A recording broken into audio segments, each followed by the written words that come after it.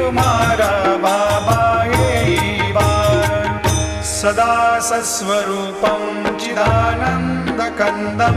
जगत्सम्भवस्थानसंहारहेतुं स्वभक्तेच्छया मानुषं दर्शयन्तं नमामीश्वरं सद्गुरुं साईनाथं भवद्वान्तविध्वंसमार्तण्डमीड्यं मनो